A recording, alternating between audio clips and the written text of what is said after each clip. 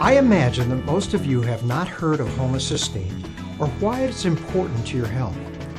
In 1969, Dr. Kilmer McCulley, a pathologist and researcher at Harvard, reviewed 2 autopsies of children who died because of suffering a heart attack. This was very unusual because one of these children was 7 years old and the other was only 3 years old.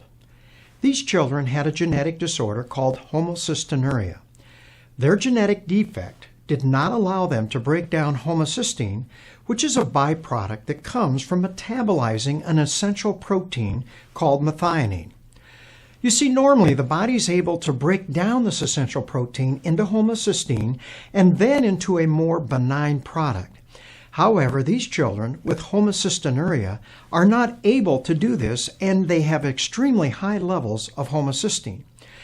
Homocysteine is known to cause tremendous inflammation of our arteries, and in these children it leads to premature heart attacks. Most of these children never see their teenage years because they die prematurely from a heart attack like these 2 young boys did. Now, this led Dr. McCulley to postulate that normal people like you and I, who just had modestly elevated levels of homocysteine, except in this case it would be over a lifetime, could possibly be a major cause of heart disease and strokes in our society. Dr. McCulley's research was initially met with great enthusiasm. However, in the mid-1970s, most of the funding of his research was moved to cholesterol research, and in 1979 he was actually fired. Well, we all know now that cholesterol research and cholesterol-lowering drugs are the mainstay of the medical treatment of heart disease in the world today.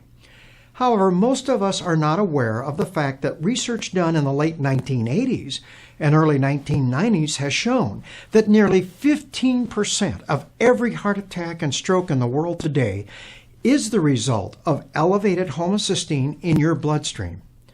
Dr. McCulley was right after all.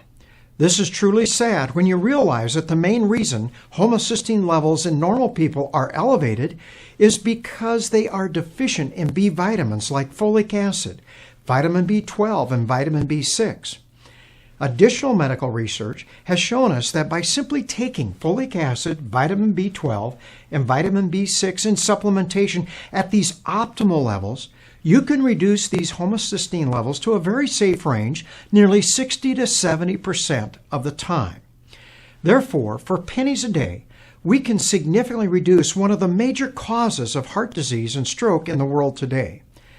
So why haven't you heard much about homocysteine from your doctor? I would imagine that your doctor has checked your cholesterol level. However, has he or she checked your homocysteine level? Do you know your homocysteine level?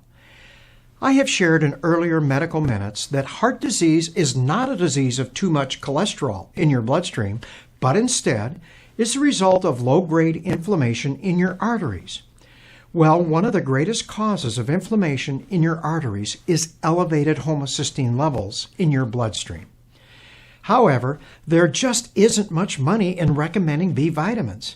There are no pharmaceutical companies taking out full-page ads in the USA Today warning you of the dangers of high homocysteine levels. Dr. McCulley feels that this is the main reason that Harvard did not want to support his research. There have now been over 50 other clinical trials that have shown that those individuals who have these elevated homocysteine levels are not only at higher risk of developing cardiovascular disease, but also Alzheimer's, dementia, cancer, and a host of other chronic degenerative diseases. So my personal feeling is that the lower your homocysteine level is, the better.